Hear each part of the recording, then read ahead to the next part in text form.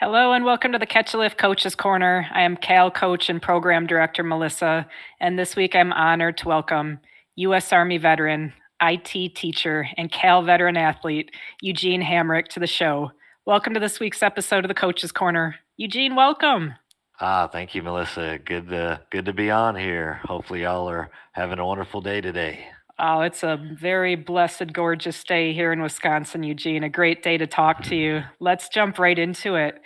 Eugene, would you talk to us a little bit about your life growing up and what would ultimately drive you to join the Army? Yeah, so for me, I am an Army brat. My family generally has always been throughout the government in some form or fashion, generally through some type of service like the Army or the Navy. And I think that is kind of becomes part of it, the family history. So you try to follow in those footsteps. And but of course, with my dad being in the service at the time, I was born in Germany, so in Frankfurt, which was cool. And then later on, ended up coming back here, where most of the time I spent in Alabama. Kind of grew up, and so at the age of 19, it was kind of a choice, I think, in a sense.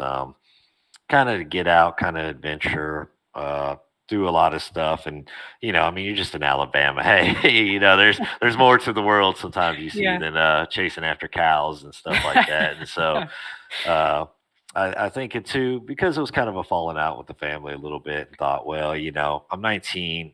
I don't know what I want to do in life. I kind of need to make a career. Luckily, at least I got the high school diploma and thought, well, what would make the parents proud ultimately? So when I joined, I went through basic training. Later on, sent my dad a letter, and I guess he was probably all had full of cheerful Yeah. tears, stuff like that, and just yeah, ended up kind of going with it and kind of led on to the future things. Wonderful. Eugene, talk to us about your MOS that you chose. Yeah, so when I signed up, it was May 2006. And of course, you got to have the ASVAB when you take it. Your scores dictate everything, Right. unfortunately. Yep. Uh, I wanted something that was kind of more, looking for a role where you kind of can, I guess, be important. Like you're going to kind of be the go-to person in a sense, and what had the biggest payout for a bonus, because a lot That of them that don't have helps. that. I was Yeah. like, which one here? Yeah, there's So those few though with some pretty big dollar signs attached with the bonus to the MOS. yeah, so I Yep. was looking at that. I came across four, like infantry. My dad was MP. There was another one I don't remember, and I saw Ford Observer, and so it had the biggest bonus a bit. And I kind of had to ask him twice. I was like, "What does this do again?"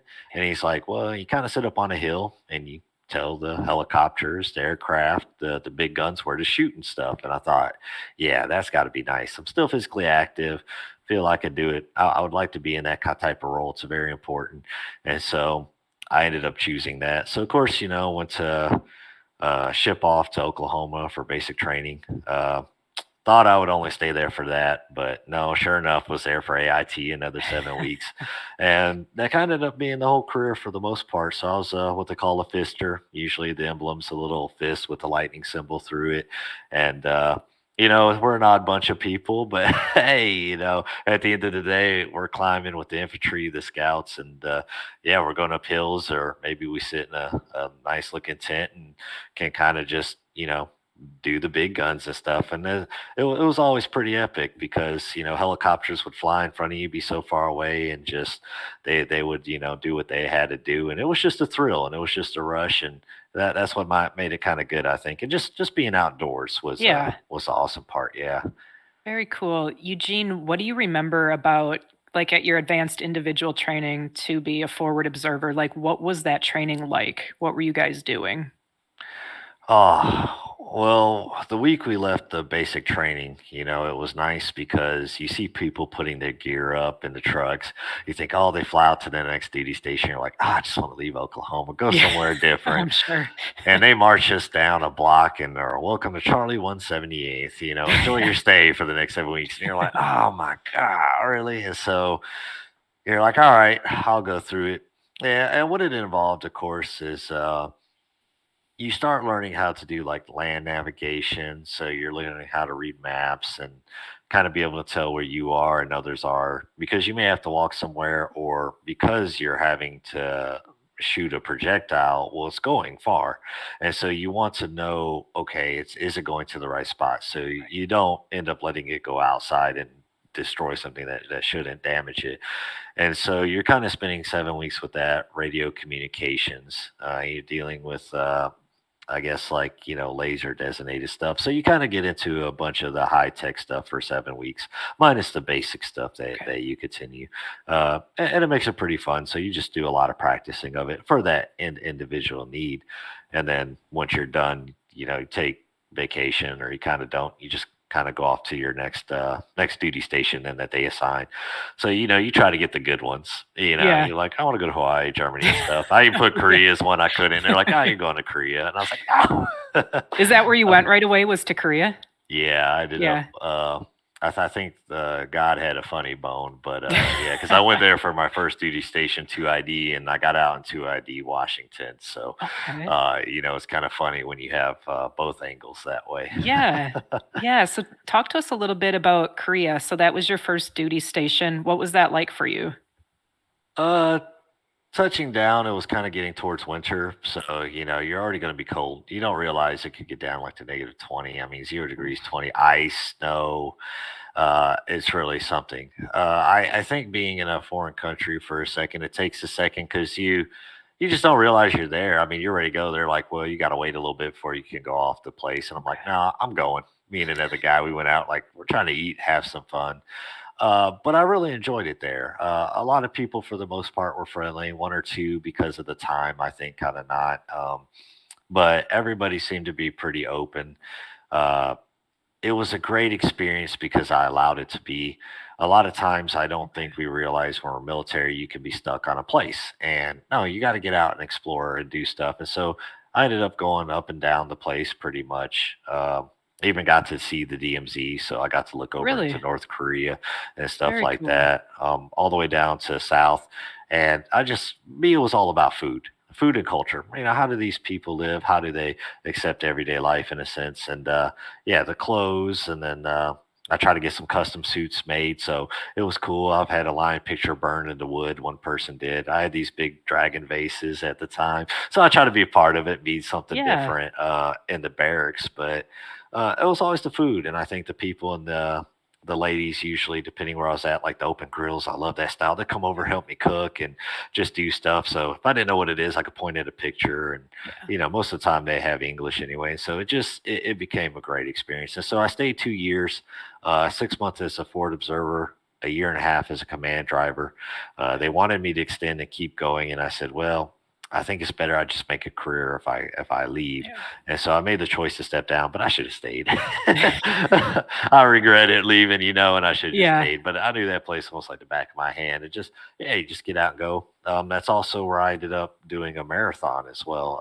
I wasn't Really? officially registered, but me and a captain, we kind of snuck into the one marathon that they had because you got to have the chip. We timed it. He did it, I think, 3 hours 50 minutes. I was about 4 hours and 20, Oh, and that's awesome. yeah, and you ended up in this like track field kind of area the last mile. So the last mile you come into the stadium and then you got to run around this track and you're just done at that point. You're just trying to Yeah. make it. Like, I'm ready for this to be over. I'm hungry. Give me something. And that's what made it epic. So as long as you did stuff, got to see what there is, you stayed busy. It was over in a flash. Didn't even realize it. That's wild. Thank you for telling us about Korea, Eugene. So you would go on to deploy to Iraq, and we want you to tell us about that. But before we kind of get right into Iraq, Eugene, would you talk a little bit about how forward observers, how they're attached to different units, and a little bit about that dynamic? Yeah. So with us, a lot of times I feel like we do more than our job. We get tasked for a lot. I've done company level intelligence to the command driver stuff to anything, but normally when we do our job, we end up either being on the hill or we'll be inside of a place somewhere helping guide. the artillery or the aircrafts to where they need to be and do what they got to. But you do it in such small groups. So the thing is, sometimes we call them cult teams, and we might be the first ones on the line. For example, like, what if something was to happen in South Korea or something, right? Well, we're pretty much on the front line.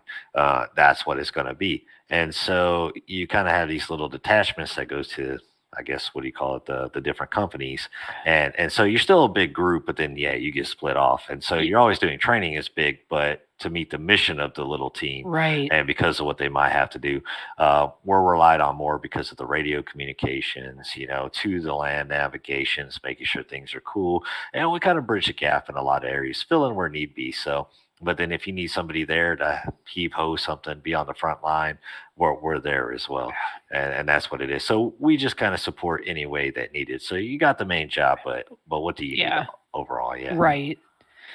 Very good. Eugene, talk to us about deploying to Iraq. So Iraq was uh, kind of a bit different. I think things that we don't realize. So um, I ended up getting attached to Texas. Fort Bliss is where I was. Charlie 137th Armor at the time no longer exists, but um, yeah, I ended up going there. Kind of wanted to deploy, kind of it. Um, to me, Iraq was a purpose to help the people. Right. That's the key. You're there to provide and support for the people, and what it is, and so you kind of have to set everything aside. I think that most people go with a lot of fears and stuff. I didn't. I kind of, I think, turned off the inside of me to be able to perform the function. I knew what was going to be expected of me. I felt like I was prepared for the easiest and the worst, Okay. and so yeah. November 2009, November 2010, I went. And so I was supposed to be there 6 months. I ended up getting extended for a year. Uh, and so, which was good. Some other people came later on and replaced us, but I guess for what they were transition stuff, they decided. But the thing was, is that while I was there, you're trying to help the local populace out. You do things there. I ended up being a manager over interpreters, so I had quite several under me, which was nice to help out. Now, a lot of times you could be going what they call inside the wire, which just means you leave the fob and you go into the general area. You're trying to stop pretty much, I always call it the bad guys. We always, the term terrorist gets used a lot, but what it is that it's not always terrorists. It's people that, they could be forced into doing things that they don't want Right. to Yep. because they're being threatened. You do have people that just don't like us there in general. You do have, unfortunately, that 9/11 attack. So you have all these other entities that, just bad people in general. Yeah. And so you kind of go out there, help the people out, make sure they're good. You're fighting the people, unfortunately, if they come at you. But a lot of times it was indirect fire, so they like to make a lot of makeshift mortar rounds, rockets that would fire in, which I think kind of ultimately led to me because I was involved in two blasts, and then one rocket hit next to me. Okay. Unfortunately, the situation could have been prevented, but the army sometimes not that bright. They wanted to do it, Unfortunately. yeah, do a 2 mile PT test out in kind of the open. The rocket hit, and Oh, shoot. That's that how it was it. happened? Y'all were Yeah, doing PT. yeah, PT. So we did the training on the inside. So about a month out before I was supposed to head back, they wanted to get PT test done, do stuff. So we did push-ups on the inside, sit-ups, we did stuff, and so we ended up going out. There was a roadmap, and then Oh, I had man. my ear pods on at first with a iPod, but a first alarm went off and some people could hear it, but it's the second one that hit, and then that's just when you see the rocket just and then you just, as soon as it hits, it just, you end up blacking out, trying to come back to, trying to Right. make sure, did I get hit by shrapnel? Is Yeah. everybody okay? You're trying to gun ho into it and stuff like that. And I think the problem is we should have handled it more differently too. But because of the attack being over, trying to make sure everybody's okay, the adrenaline's rushing. I don't think you realize that the damage that starts to come of it. So Absolutely. because Yep. they will still want us to run 2 miles.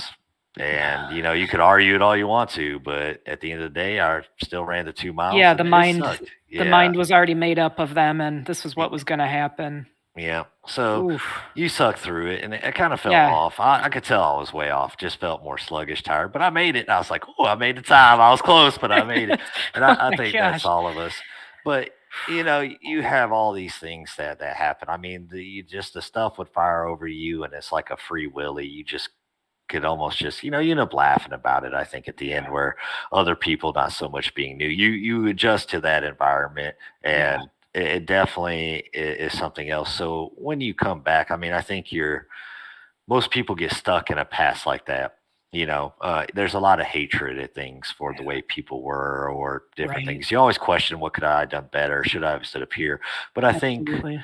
the struggle is our minds advance too fast. You have so much critical, creative thinking skill trying to be involved in the situation, multitasking, going from one thing to the next. You're trying to survive. You're trying to make it. You don't know when the next things are. You're trying to watch people and see what's going on. And so you really get burnt out. And I think a lot of times with your mind being adapted, when you come back, you don't realize I'm no longer there. But the mind, it doesn't really accept that. Right. And so it's kind of, well, how do you twist from that?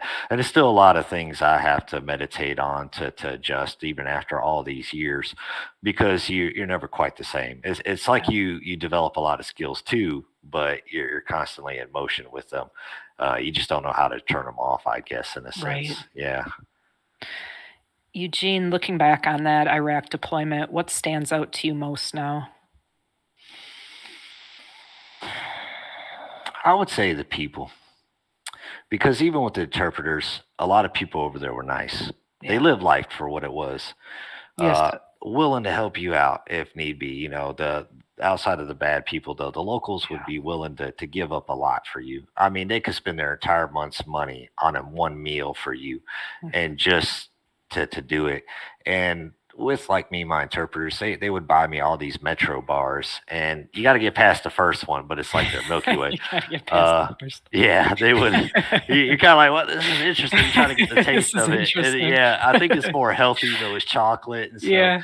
after a while, you're like, yeah, you know what? I could compare it to a Milky Way. It's pretty good. And so they would buy me boxes of it, and then the wild tigers were like an energy drink, and so they would give me cases of this, and so people would be like, hey man, can I get one? I'd be like, please take two, take two. Please take My desk was so rounded by this stuff that I Oh, couldn't that's do it, funny. and they would just give you gifts, and they would just love on you, and to them, they would kiss each other on the cheek so many times. One interpreter, he's just going at the other guy. I'm like, man, quit, man. You're gonna make me blush over here, right? But you're like, yeah, but they were so cool. But they may not do that to you or something, or they would, but they made you feel a part of their life, their culture. They knew that you were there to help, and it just was an experience that I think will never leave me. Yeah. That stood out to me. You can say all the bad things, and I said no, Yeah. just me having that relationship did, and me being able to represent to try to say, you know what, we're all not bad in the military. Everybody is different. You have Right. individualities, but the purpose was we're here to help. You see this uniform, you should be able to come to us, and that's what I wanted to represent when I left. And I think Yeah. it just made it sad when you leave that, but you knew that, hey, I was trying to make sure they all would be left in good hands. Right. Things would be good till the last day. Yeah. Thank you for sharing that with us, Eugene. And that definitely, it really strikes a chord with me personally. I deployed to Iraq very, very young too. And definitely, like, if I were to look back and even reflect, like, why did I want to go there so bad? And really, at the heart of it, right, it was out of service. I wanted to serve these people.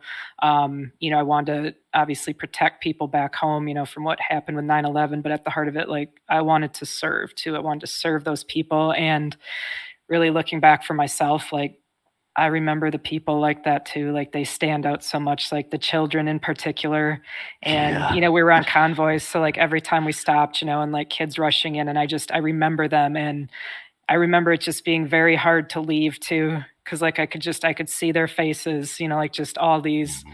I mean, I'm sure it was hundreds of them over the course of that year, but just ones in particular, like, there was this one little girl, like, she's still burned in my mind, like, her face, and I just that's what I think back to too, was the people, like, the women and children just got me so much. Well, I think you want the best for them. And I think what it is it's a moment for you to slow down to enjoy life. But you're giving so much to them because they give you that in the sense. And so Um, and then you start to realize, you know what? We're not different. It doesn't Yeah. matter the color of skin. It doesn't matter, the language you speak. At the Yep. end of the day, we're just people, and Yeah. just to have something new, fresh, and see that, and they're always cheerful, joyful, and even if they're sick, they still are, still want to do so much for you. Sometimes I gotta be like, go sit down, like recover, and just that that will always leave the impression. And so Yeah. it's like, man, and it's like, well, how do you take some of that and bring it back here? We're Right. always go, go, go, move, move, move. Sometimes Yeah. me, and it's like you forget all those things. Like that's what life's meant to be. Just that fellowship. Yeah. For sure. For sure. Eugene, talk to us about coming home from Iraq and what that was like for you. Uh, yeah. So I think the thing is coming back. I remember we left and we landed back in Texas. Um, you go through the process of coming back. They have a bay where they do all this colorful smoke, and you got the families waiting and all that stuff. But for me, there was nobody there. That was just going to be a thing. And I kind of already knew it and stuff. And it kind of would have been nice, but I think at the same time, it just was like, well, I'm not so worried about it. Um, so it's cool. So you go out, they force you to take leave. Like, nope, you're going on a break. You can Yeah. come back. So I think for people to sort out things and stuff and just spend time with families. And so coming back was cool because you're like, all right, I land back. I'm back here, but that's where the struggle begins. I don't Yeah. think you realize because you're so used to it. And it took a little time to figure out that I wasn't right, that Right. things in my mind were still stuck back there. Kind of having some of the injuries, I think, for a couple of the blasts and stuff like that.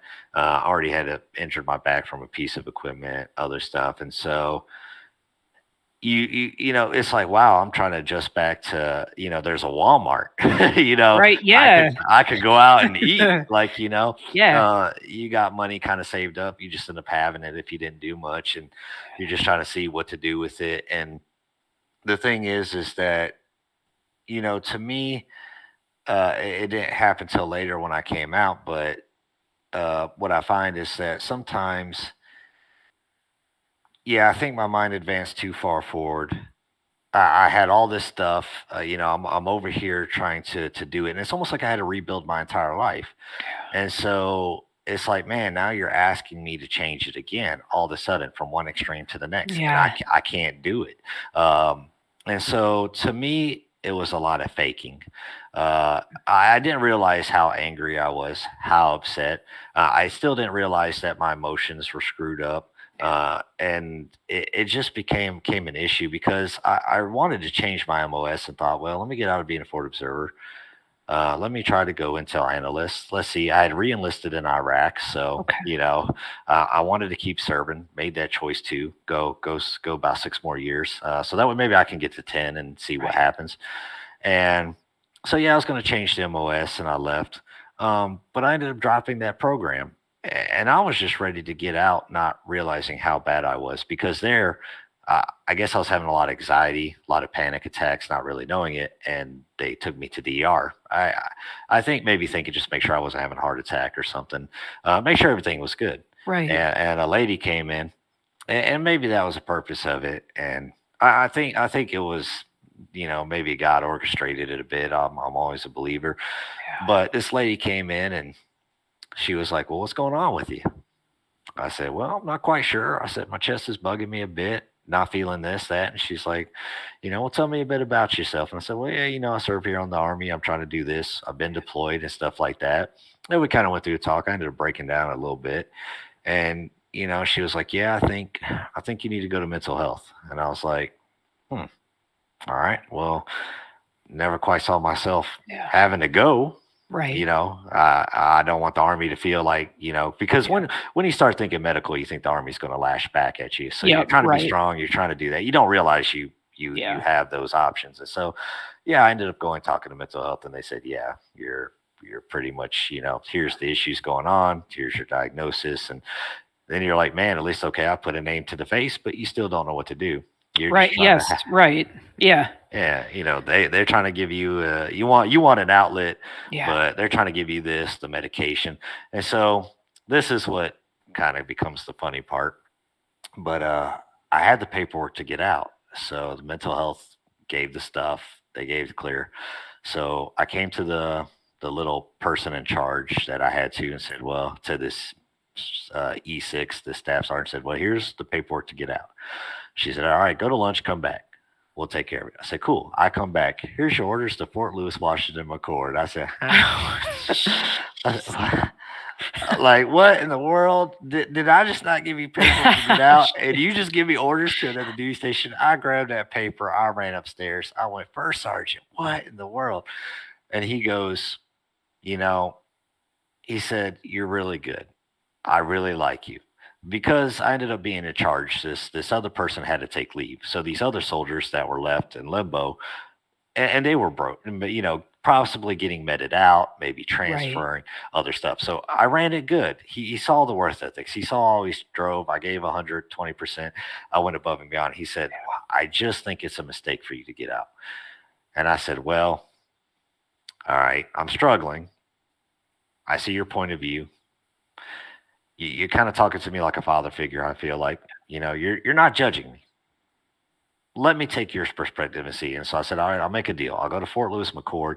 If it's good, I'll stay in. I'll try to pursue a career. If not, I get out. And unfortunately, I went up there and it just wasn't torn rotator cuff.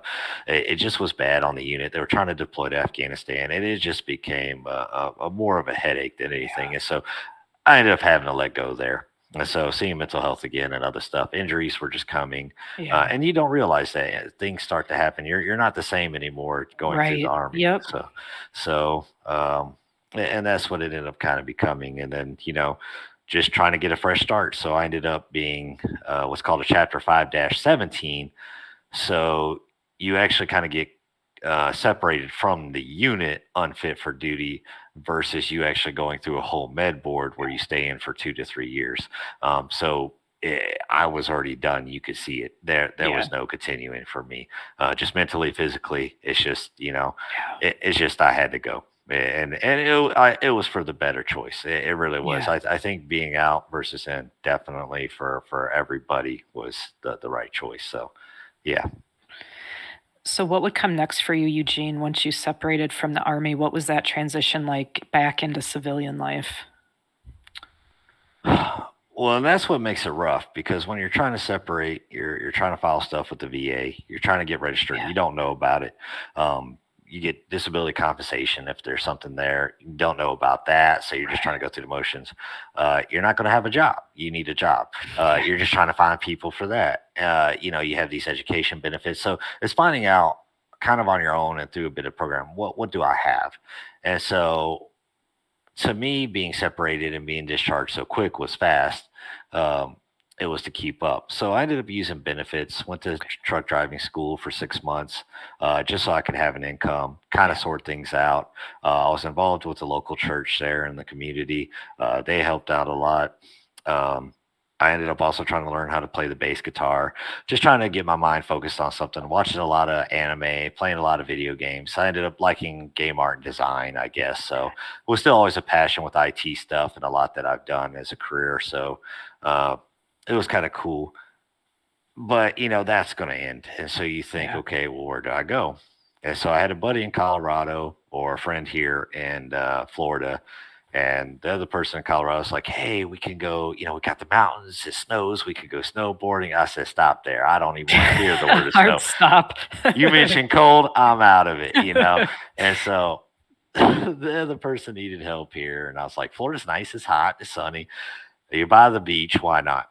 And so I ended up moving down here, and and that's still a transition, a lot of stuff because you still have to think about what you're going to do and all that. So I ended up still pursuing IT. I've been involved in IT since 5 years old, throughout the Army and professionally 16 years now. So I did a lot of school. So I did the GI Bill, followed by voc rehab. So 6 years of school. I was getting taken care of too, as well, on top of other stuff. And eventually, um, it was still the struggles of everything going to the VA. getting help on some things, not getting help on others, Yeah. doing the struggle of stuff.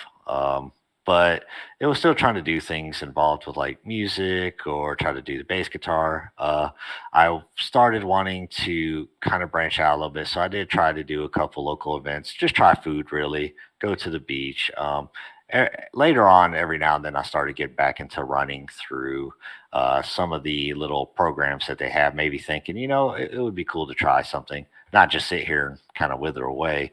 So, but IT certifications has been pretty much the majority of my stay here.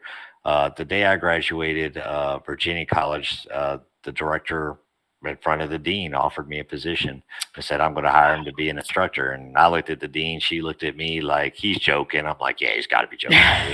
This guy ain't going to do it. And he's like, no, expect it. You're coming. We want to bring you on. And so ever since then, yeah, I've been teaching for about four That's years now, at least or tremendous. so in education. Tutored a lot, but yeah, still new to the Good for you, education side. But Eugene. yeah, That's incredible. Would you, we definitely want to talk about that more. Would you talk to us about some of the IT certifications you hold and now about teaching students IT? yeah. So I teach for ACI Learning right now here in Jacksonville, Florida. Used to be called Leader Quest, another name before. It's just the way schools kind of merge or do stuff as well, Right. or be kind of their own things. And so we kind of have other partners and stuff like that, which is cool.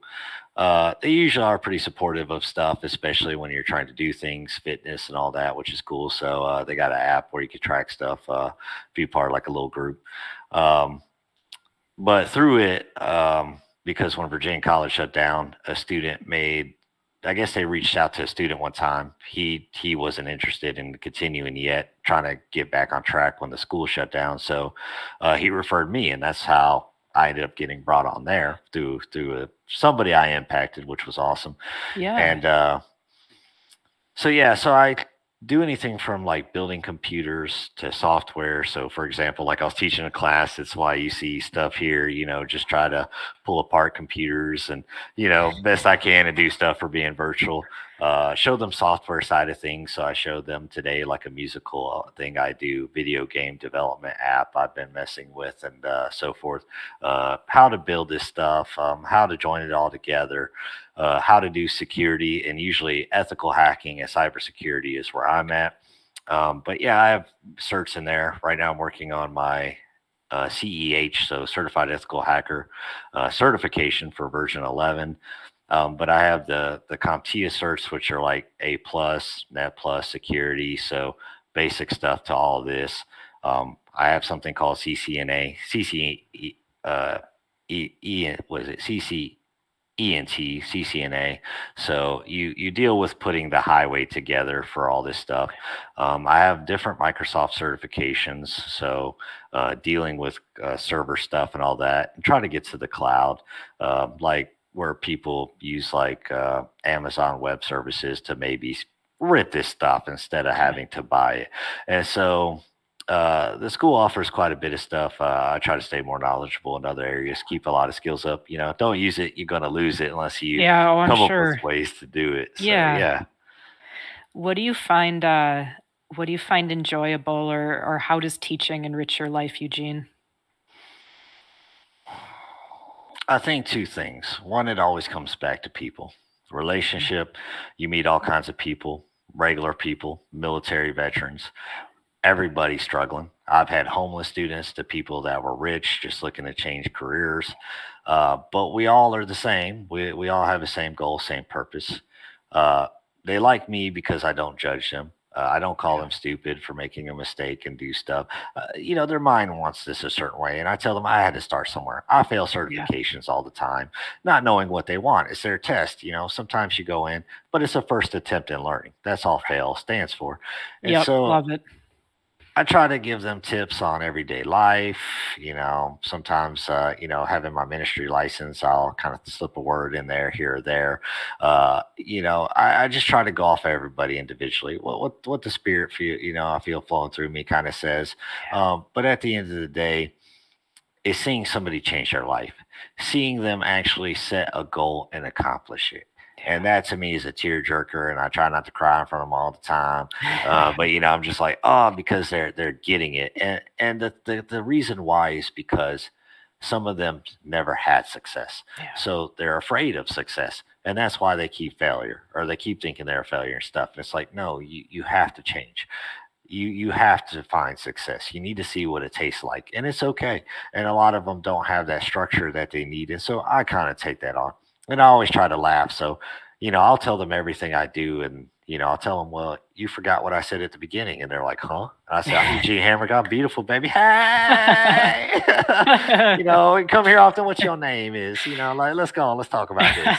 So you just get them to change positive, see life in a different light. But two, it gives you a purpose. And I think me being a man, we always want a purpose. We always want to feel useful, and so for that kind of thing, it just fits perfectly. And so you kind of want to be needed. You got people that need you. It just connects, and here's the thing to it, and you kind of look back at that and think, wow, that's so cool. And then because of my daughter, they all watch her grow from a baby up, and so it's amazing on how she may not remember them, but they remember her. And it's just one minute I'm carrying her around in a little baby car seat, and the next she's, talking to them and doing stuff. Yeah. I've had her helped out with the computers one time at the school. She'd carry the keys around, help me unlock the Oh, computers, and that's do some stuff awesome. to them and stuff. And so, and the company enjoys it, and it's just Yeah, a thing, and that's all it is. And I just try to say, sometimes we got to go backwards in life to really go forwards. And so it's getting that's away true. from the rush of the world, going with the flow. And I just took a step back, and so it allows for her to do that, and just kind of be out there too, and see everybody, see what she likes, and just let her be free in a sense too. That's wonderful, and that's so wonderful that your daughter's been able to be a part of that journey and a part of this work and service that you do. Oh That's yeah, she enjoys it. Trust me. She I'm she could sure. be on here talking everybody's ear off, and just look at Oh, my I love it. toys and stuff and all Yeah, that. that's so cool. Um, I wanna ask you too a little bit, Eugene, if you'd share with us, like you said, you're a licensed minister. Would you tell us a little bit about that part of your life? Oh phew, man, I think one thing is that I've always believed in God for me. I don't knock religions. I think it's a pathway to Him in a sense and all that. But not to get caught up on the religion part. But the focus on the Lord is the key at the end of the day. And so you're not just going through motions and really putting your time and effort to something when it should have been here, right? And so to me, the reason why is because I won't say it's hard to talk about, but as I'll say for anybody watching, a touchy subject. But when I came back, I think survivor's guilt could be one thing that plagued me. Two, I was so upset, I was ready to fight. Always looking for a fight with the leadership because things could have went better. And probably because I have a lot of common sense, critical, creative thinking skill. My mind works differently. And so I like to solve things. And so I think, you kind, and you're looking for that structure in the army that you find out you don't get Yeah, necessarily later on. And so you're always clashing with people.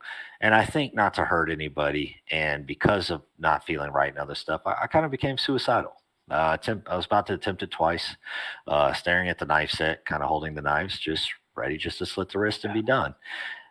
But it's kind of like I kept hearing a voice, kind of from the Lord saying, more just talking to me, not really saying don't do it, don't do this and that. But you know, if you did it, what would you gain from it? You know, what is really leading you to this? Is it your thoughts? Is it the devil? Is it this? Is it that? right. And it became, kind of a thing that I think through the conversation of contemplating it was, what is the better choice? And this is the easy way out. I'm a better man than that. I've struggled through so much and overaccomplished, and stood on top. Yeah, I'm not going to take the low route. And so I said, all right, Lord, if I got to struggle a bit, I'll take it. I'll do that. But I felt like there was too many people relying on me. And I said, even if it's one person, I don't want to fail that person. Somebody is always looking at to me, even if I don't know it. Yeah. And so it kind of became a route then that, you know what, Lord, all right, I need to seek a relationship with you better. I need to find out what life is really about. I may not get all the answers right now, but at least I can find peace in you. We can work on it and we Yeah. can do it in small steps. And so, and that's what it became, was a journey of getting involved with the church, not having people judge me and all that.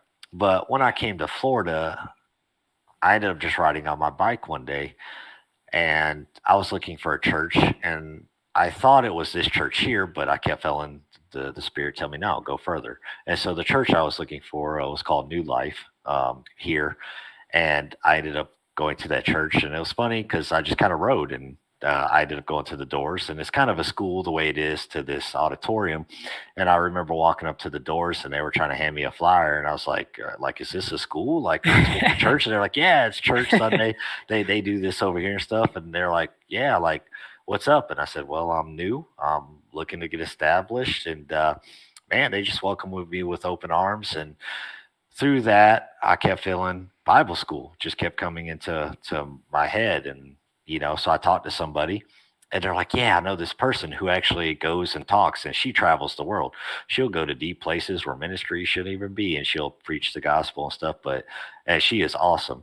Um, and she ended up connecting me to this Bible school where it's funny because the director, he would always call me Hamric. And I was like, yeah, that's my last name from the Army. He's like, oh, no wonder why they call you that. And so, I said, man, you can call me Eugene, it's fine. And so it ended up being that. But yeah, it took me a while because of being a single parent with a daughter to get through it.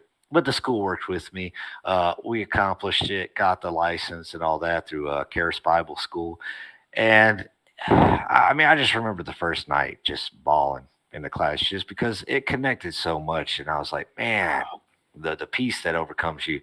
And it's just like, it's Oh, okay. that's awesome. Like don't let your thoughts control you. Just, Yeah. live in the moment. And so going through that, it was like, all right, and that began the steps. And so it took, usually you do it 2 years or 4 years. I think it honestly could have took me 5.5, but the goal was I made it, graduated, got it, and it just to keep sharing it in a story and guide people to it when it's a need be or Yeah. consideration where they're at. Right. You need it. You definitely got to have it, but at least it's a starting point. And I think that helped me to try to get some of the closures, even though I do have feelings uh, about things in life now because I still have anxiety attacks, panic Right. attacks, still mental issues, health issues happen, but it's a way to control myself and to help with that. So we need that. So it kind of helped to bring that structure back. Yeah. So you're not just left to your own self and don't know Right. what to do. And Yep. so I found people with a common purpose, a common goal, and that was awesome for it. And so you just did that. People helping you, you helping people, and so it was like almost like I'm back in the military a little bit to Yeah. where I needed, Right. but it's just these other people that are just they're but they really have your interest at heart. And so Yeah. they're watching your back, you're watching theirs, and you just go forward. And I was like, man, I wish that could have been in the Army, but uh, but it's just what it was, and it's been awesome since. And so yeah, I played the bass guitar for a bit on the worship team, done stuff. Oh, Uh, cool. Try to go Very out cool. if somebody wants me to do something, do a wedding or something. I try to help, guide them on that. A friend of mine that went to the school too. He was young. He got married recently, so went up to was it, yeah, South Carolina. Did the I don't know what you call it there. I don't want to say eulogies or something, but ended up marrying them and stuff, and that was an honor to get to do that and Oh, stuff. I'm And sure so that was. guest speak at places, and it's just been good since. And so you just combine that with IT and the real life a lot of times too, and it just they kiss, mwah, and there you go, Oh it's just my perfect. gosh, that's so cool. Eugene, thank you for sharing that part of your life with us all. Thank you much. I want to shift gears a little bit with you here because there's just so much great stuff going on in your life. We haven't even touched the fitness, right? We touched at the very Oh, it's a beginning story. talking about Korea, running a marathon in Korea.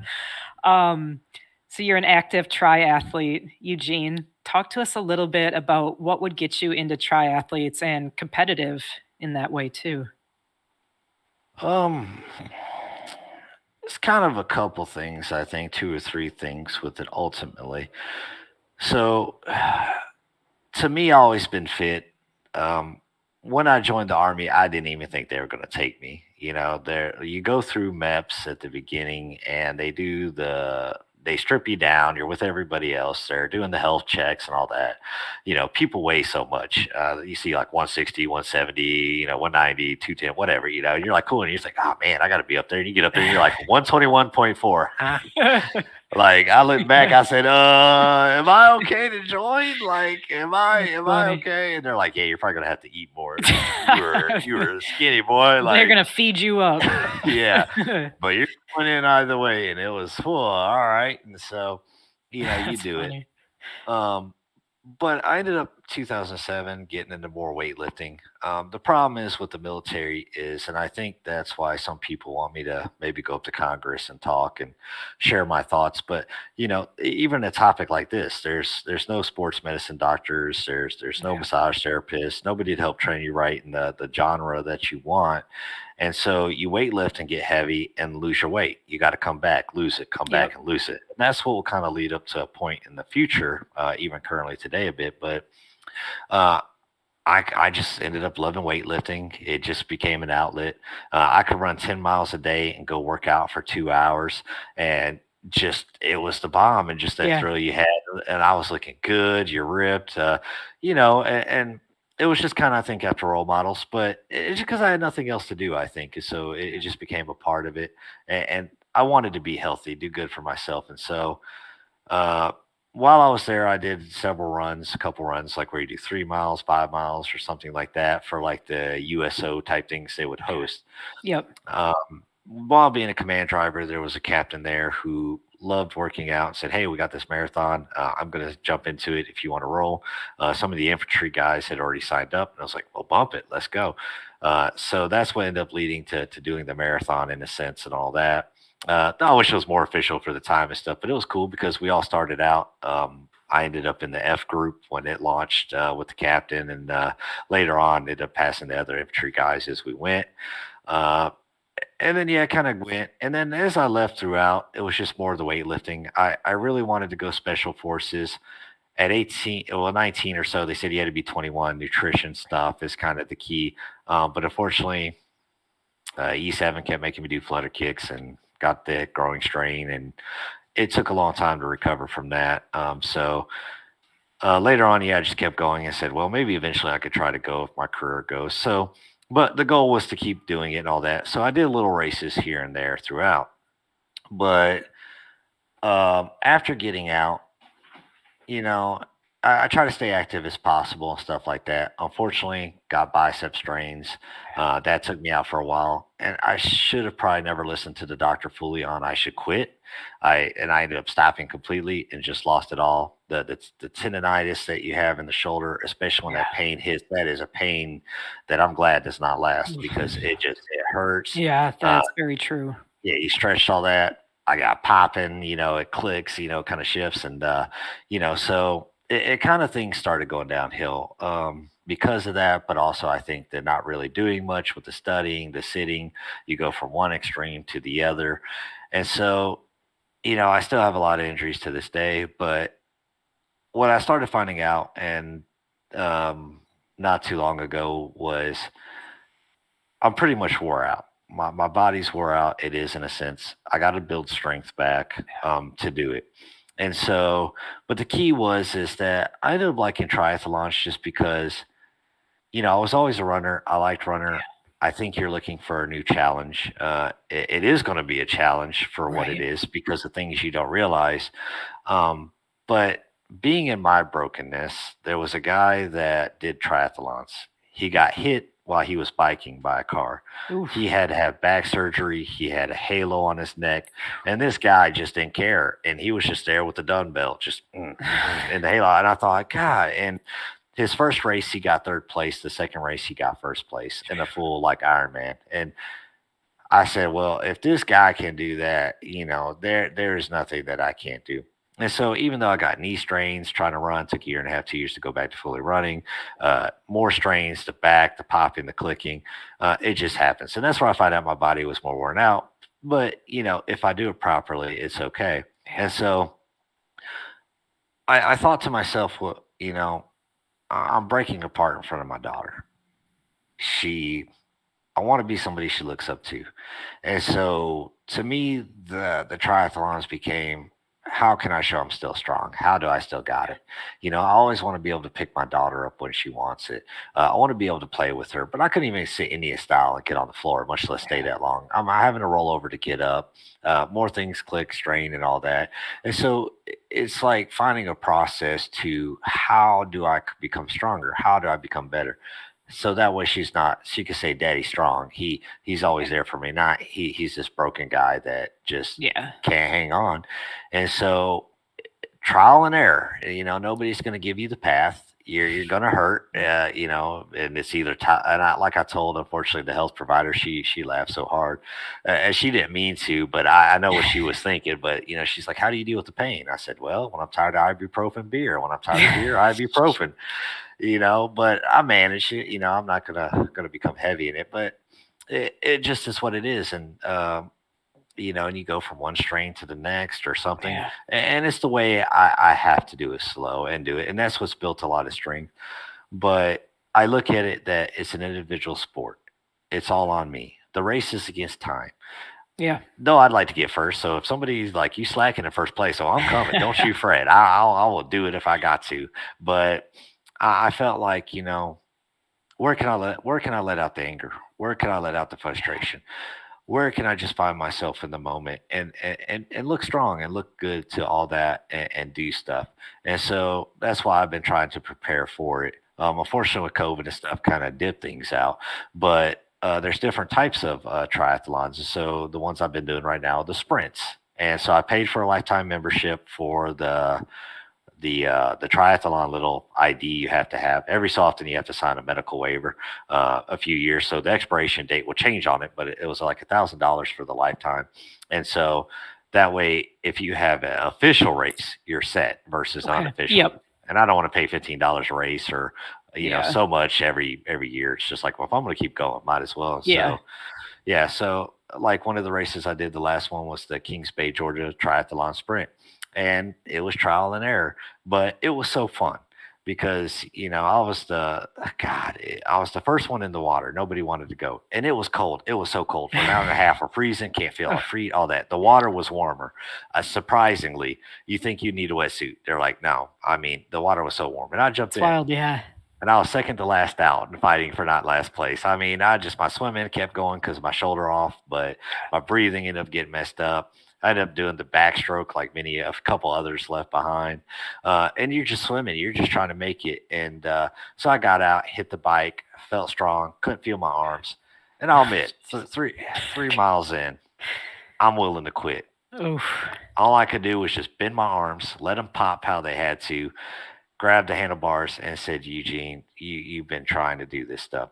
Why are you gonna quit? You got your daughter waiting for you. You told people you were gonna do this. You're gonna freeze and let some cold get you. Like, you're not gonna get frostbite or something from this. Like, it's not gonna be bad. Like, what, you can't suck it up?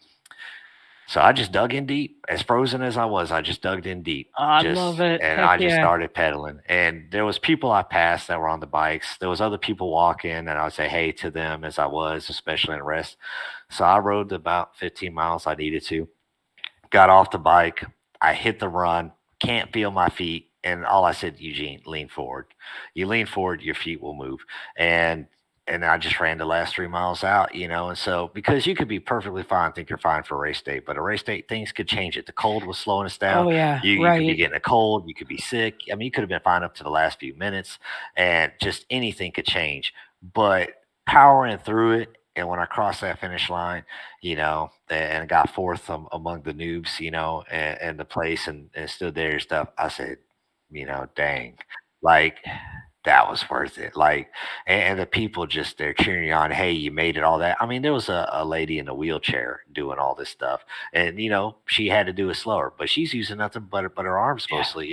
And I thought, dang, if that lady can do it and has the will to do Yeah. it, I should too. I have no excuse, and that's what it was. It became a camaraderie of things, and so You joked about different groups. So you had the military group, you had the Clydesdale, and I was like, what does that really mean? He's like, well, it's for the big people. I said, oh, that's the workhorses. That's what we'll Yeah. call it. I said, okay.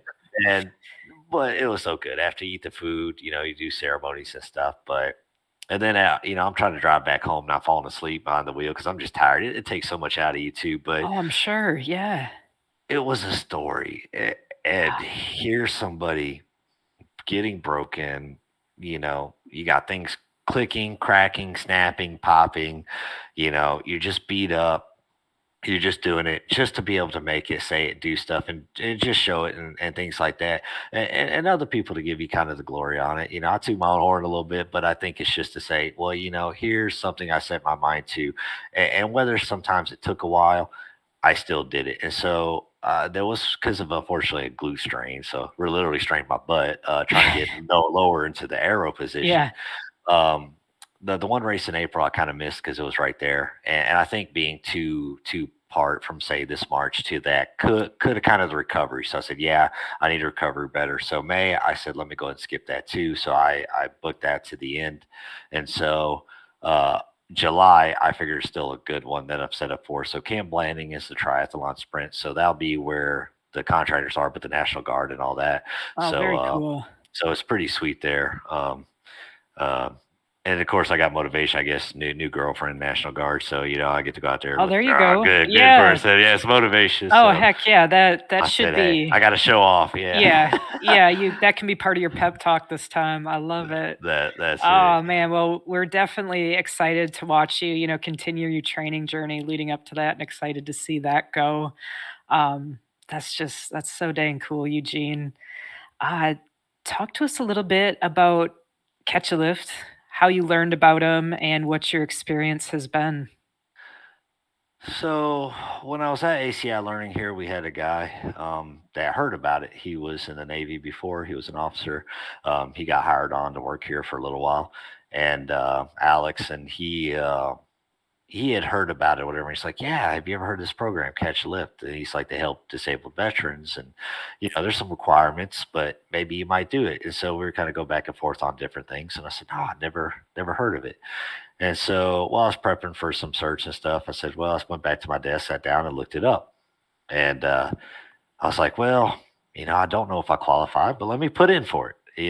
And I saw that it was a way to help to get back into shape and stuff, and offer a lot of services. So I ended up doing it, getting in, getting the first interview. I think it was a week and a half later. I got the interview from Matt, the one guy in the wheelchair there and Nice. stuff like Yeah. that. Lost his limbs. Awesome guy to talk to. He could relate to me. I could relate to him, and it just felt empowering to hear somebody like that. Somebody trying to still do it, no matter what your circumstances are. Right. You got to find a ground zero to begin.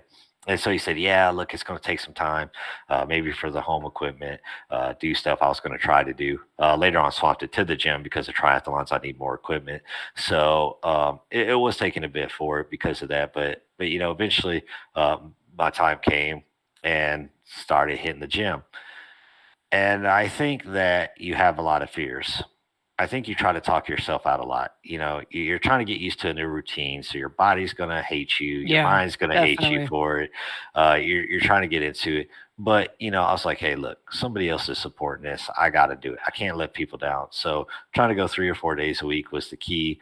I still try to recover because I have to build the strength back slowly, not build muscle and just wear myself out again Right. when the muscles are so fatigued. But it helps in a way to give me to kind of feel wanted again. I think was the key too. You still have a goal, a purpose. Cal Definitely. allowed me to gain relationships by going to the gym and talking to people, forcing me to get out there, not just sit here and do stuff as well. So it was a way to kind of break from the past to gain the future. And them, basically Cal sponsoring the gym membership.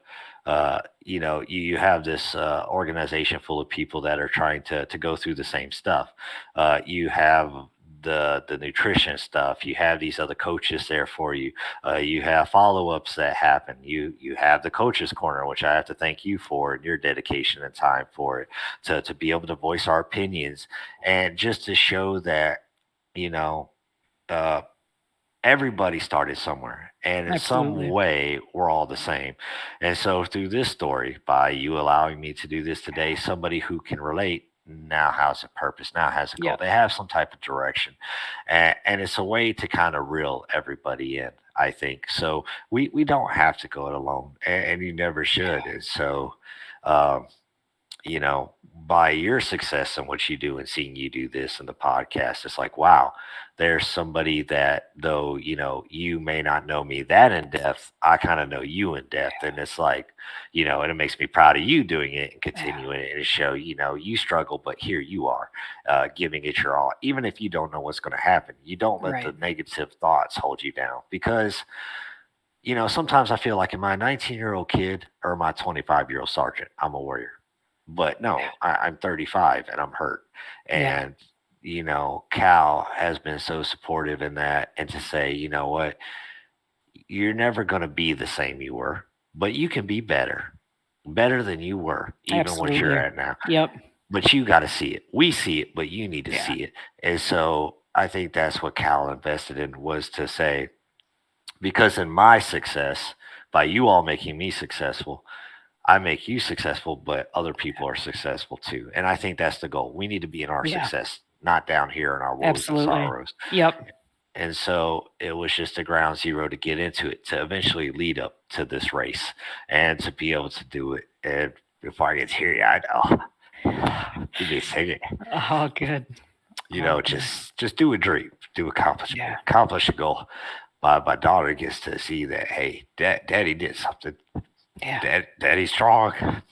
Other Yep. people get to see it, And so it's like, you know what? I can do it. Yeah. And so, um, it's all the naysayers and somebody else or other people that say you can't. You know what? No, I put my mind to it. It took a little time. It may take time. I've had to shift things, but I never gave up on the dream. I never gave Yeah. up on myself. And so at this point, I want to feel like a voice to say to people in the military, hey, you're going to come out. You Yeah. need to take care of yourself while you're in.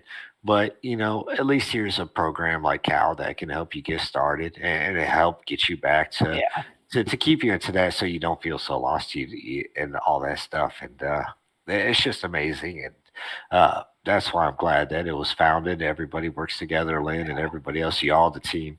Uh, it's a sacrifice that I honor. So, it's like, I salute you all for it. So it keeps going. It's Well, just in fact, yeah. we're so very grateful, Eugene, that you're a part of our Catch a Lift family. And I mean, I can tell you, I've had the pleasure now of knowing you for a couple years, and I mean, it's been a huge blessing in my life to get to watch your journey too. Oh, Um, yeah. I do have one last question though for you Yeah. today, Eugene. The big question at the end. Eugene, what does it mean to you to be a Catch a Lift Fund veteran athlete? Ooh. And it's something I thought about because you try to sum up everything into one word or multiple things into one word, and you almost can't. To be a part of the Cal team, to be Cal strong,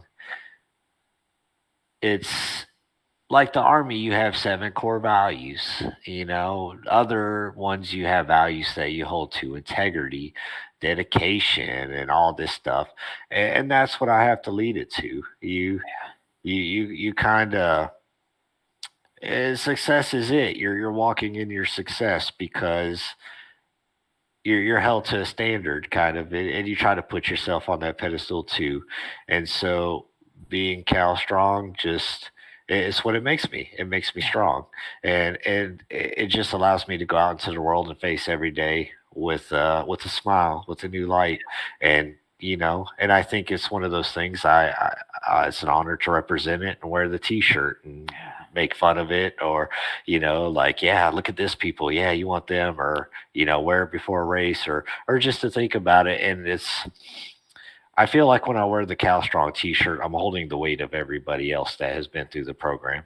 I feel it on my shoulder, and that's what it is. We all have a purpose. We have a drive. We're trying to get there. Yeah. We're gonna make it. We're gonna set out to do it. And some, whether I had to crawl across that finish line, or something, I was gonna do it. Yeah. And that's what it was. It felt like the past, the present, and the future was all right there behind you, just cheering you on.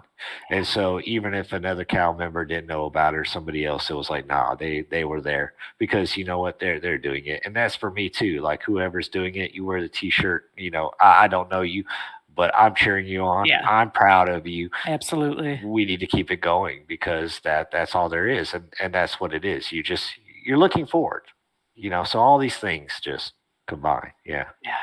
Beautifully said, Eugene. Thank you. That's it for this week's episode of Coach's Corner. We will return next Wednesday at 1 Eastern Time with another new episode. Thank you so much, Eugene, for coming on today, sharing your story and your beautiful light with us all. It was absolutely fantastic. Thank you to ID Technologies for your support of this Catch a Lift Fun Coach's Corner podcast. Thank you to Lynn Coughlin, Henry Pomper, and Kaylee Nasiri for all of the work you do week after week to make it possible. And we thank the entire Cal team. Don't forget to join us every Wednesday live at 1 p.m. Eastern on YouTube for a chance to win Cal swag and to chat with your brothers and sisters. Until next week, keep it real and stay Cal strong.